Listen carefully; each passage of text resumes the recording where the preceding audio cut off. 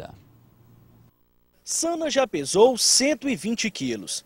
A obesidade causava dores insuportáveis. Sentia muitas dores, eu sentia muita falta de ar. Então, assim, ao fazer esse check-up e também por outros exemplos que eu já tinha na família de pessoas que também já tinham feito a cirurgia, eu optei por fazer porque eu precisava perder peso. A jornalista se submeteu à cirurgia bariátrica. Em 3 anos, perdeu 54 quilos.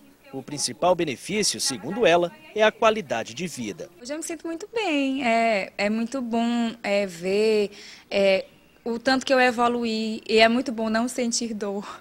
É muito bom poder caminhar, poder correr, hoje poder segurar o meu filho com segurança. Assim, para mim foi uma mudança de vida radical, total. A obesidade é um mal que acomete parte significativa da população mundial. É a associação de predisposição genética com o estilo de vida. Além do desconforto estético, o excesso de peso causa várias doenças. Como diabetes, hipertensão, entendeu? Porque isso é um grande temor. A obesidade em si é apenas um aspecto estético. Agora, o mais grave é o que ela pode causar. E a hipertensão, o diabetes, juntos, né, levam muito mais ao infarto agudo do miocárdio. E as doenças cardiovasculares são as que mais matam a população mundial hoje. Para confirmar a obesidade, a conta é simples. Basta dividir o peso pela altura elevada ao quadrado. Se o resultado der entre 18 e 25, o peso está normal. Entre 25 e 30, caracteriza sobrepeso. De 30 a 35, obesidade grau 1. De 35 a 40, obesidade grau 2. Acima de 40, já é obesidade mórbida. A cirurgia não é o único meio de se livrar das gordurinhas indesejadas. O médico endocrinologista lembra que a medicina ainda não descobriu uma droga de uso contínuo eficaz contra o emagrecimento. Os medicamentos para combater a obesidade ainda são poucos e de uso temporário. O ideal para emagrecer com saúde, segundo ele, é manter uma alimentação diversificada. O primeiro passo é fazer uma avaliação médica, né, para saber se tem algum problema levando àquela obesidade. É muito comum você não encontrar uma causa hormonal. Então, após esse indivíduo ser avaliado, ter essa avaliação clínica, né, você vai orientar eles a mudar estilo de vida, orientar a alimentação com um profissional da área de nutrição, entendeu? E muito raramente lança mão de remédio, mas se também o indivíduo assim o desejar, você pode lançar mão de remédios para modificar um pouco o apetite do indivíduo. Se você tem alguma dúvida sobre essa situação de obesidade, quando é que ela está prejudicando a sua saúde, quando é que ela pode levar à morte, pode mandar a sua pergunta pelo telefone, por torpedo, pelo WhatsApp. Estamos recebendo aqui no estúdio o Dr. Gustavo Santos, gastroenterologista do Hospital São Marcos. Boa tarde. Boa tarde, Amadeu. Muito obrigado pelo convite. É um prazer estar aqui. Obrigado pela presença. Doutor, a obesidade é a doença desse século, né? O mundo todo está preocupado com isso. Agora, nem sempre a obesidade quer dizer saúde ruim ou possibilidade de se acumular doenças e que isso leve a óbito. Onde é esse limite, essa fronteira é aonde, doutor? Amadeu, a obesidade, você vê que historicamente ela mudou. A obesidade no passado já foi sinônimo de beleza. A obesidade no passado ela já foi... As mulheres que eram retratadas pelos grandes pintores eram geralmente obesas, ou pelo menos tinham uma gordurinha aqui e outra ali. E a coisa começou a mudar de sentido quando começou a se observar que o paciente que tem excesso de peso, ele acaba tendo, estatisticamente, uma chance maior de desenvolver os problemas de saúde. E aí, o que pode acontecer... Eu até vi a estatística, doutor, me corrija, que os gordos vivem menos que os magros. É verdade.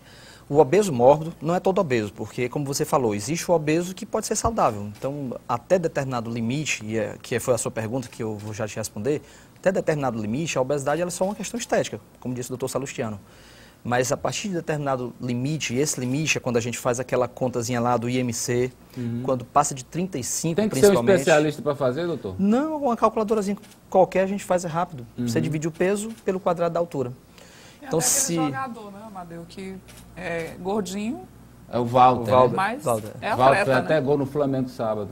Então, quando essa conta, esse IMC, ele passa de 35, que é considerado obesidade grau 2, esse paciente ele passa a ter, estatisticamente, mais chances de desenvolver pressão alta, diabetes, excesso de colesterol, doenças metabólicas em geral. E aí é onde entra o problema. Então, as doenças vão começando a vir junto.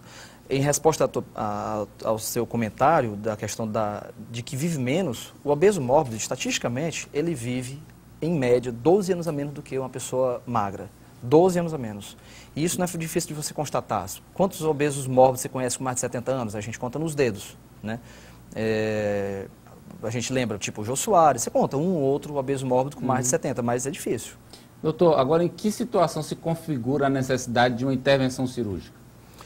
Olha, a cirurgia é considerado o último passo. Então, a pessoa que nunca se tratou, que nunca procurou um endocrinologista, nutricionista, na maioria das vezes também se recomenda um tratamento com um psicólogo. Então, esse paciente não deve ir direto para a cirurgia. Ele deve fazer tentativas com maneiras mais simples de perder peso. Ocorre que, infelizmente, o tratamento clínico para o obeso mórbido, não para qualquer sobrepeso, obesidade grau 1 não, mas para a obesidade mórbida, ocorre que esse tratamento clínico, com medicações, com dieta, infelizmente ele é pouco eficaz. Não existe, como já foi dito, uma droga que seja usada para emagrecer com uma eficácia e que possa ser usada a longo prazo e com poucos efeitos colaterais. Então, o paciente que já tentou fazer tratamento clínico, medicações, dieta, atividade física, acompanhamento nutricional, se ele não conseguiu ter sucesso, e desde que ele se enquadre, existem 2 critérios basicamente.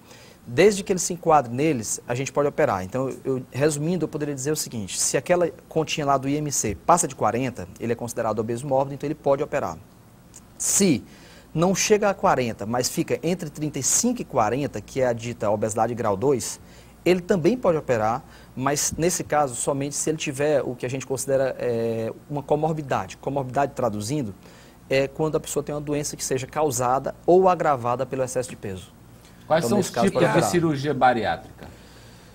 Bom, existem várias, existem mais de 5, 6, mas basicamente hoje no mundo todo se fazem mais 2 tipos de operação. Uma delas já existe há muito tempo, é uma que a gente faz desde quando a gente chegou aqui em Teresina.